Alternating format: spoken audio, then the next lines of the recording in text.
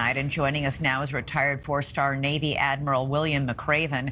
He served as a Navy SEAL for nearly 40 years and is the former head of the U.S. Special Operations Command. He advised Presidents George W. Bush and Barack Obama and oversaw the raid that killed Osama bin Laden. He's also the author of a new book titled The Wisdom of the Bullfrog, Leadership Made Simple But Not Easy. Admiral McRaven, thanks so much for being here tonight. Good to have you. How concerned should the U.S. and the world be at this latest round of saber rattling by the Chinese? Yeah, I would say not overly concerned. The fact of the matter is this is kind of par for the course. There is always a measured response from China whenever they feel like we have gotten a little too close to Taiwan. So the war games, of course, they had war games several months ago or last year after Speaker Pelosi's visit there. So again, this is kind of part of the game that's played.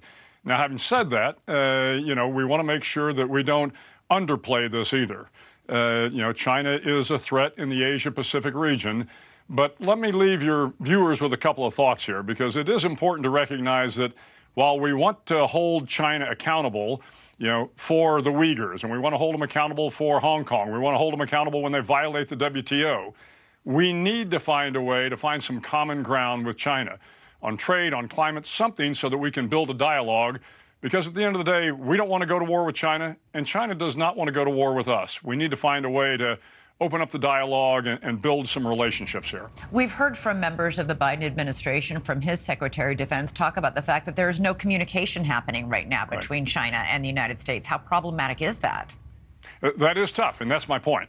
So, yes, like I said, we need to hold them accountable in certain areas, but we have got to find a way to open up the dialogue.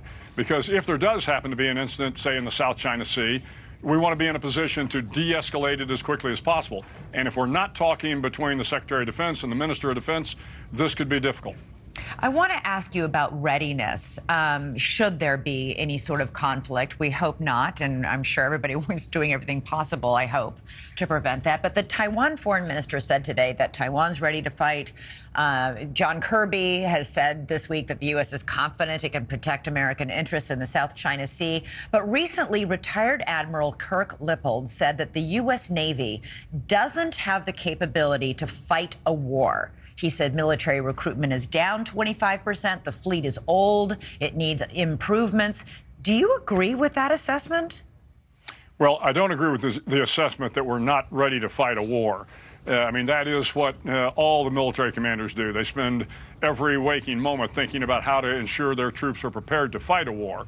However, having said that, when you take a look at the 2023 DoD budget and the proposed budget for 2024, it really is about modernizing, in a large degree, the Navy and the Air Force. And it is focused on this pivot to Asia. So we're buying things like, more F-35s, more submarines, more aircraft carriers, things that are going to be of advantage to us if we have to have conflict in the Pacific region. We're not buying more MRAPs. We're not buying things that we saw that we needed for Iraq and Afghanistan. There is a sizable shift in the way we look at the DoD budget. Are we behind the ball, though? I mean, there was recently also a very big 60 Minutes piece on the fact that there were a lot of people saying we've allowed our equipment to get too old and it isn't suited to a war with China, which require more ships and aircraft carriers. Yeah, are we behind the ball? Yeah, I think so, a little bit.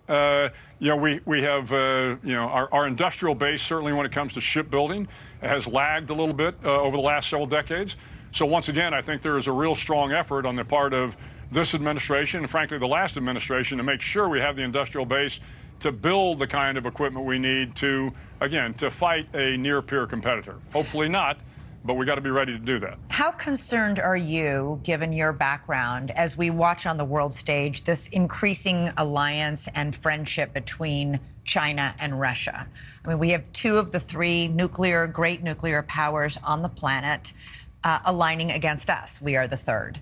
How much of a concern? I mean, we see the visits between the two world leaders. We see President Xi's peace plan that he's proposed for Russia and Ukraine, but he never goes to speak to Zelensky in Ukraine. He's just talking to Putin in Russia. We hear the concerns from our own government saying we're afraid that China may be trying to find a way to get lethal aid in there. How much of a concern does that relationship give you?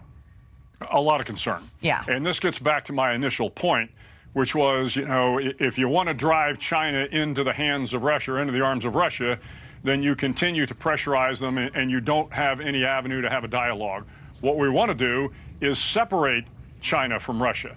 And the way to do that, again, is to find some common ground in trade, in climate, in anything that allows us to be able to again, establish a relationship and begin to separate them from Russia rather than bring them together. Thank you for watching. Go to newsnationnow.com to find NewsNation on your television provider. And don't forget to click the red subscribe button below to get more of NewsNation's fact-driven, unbiased coverage.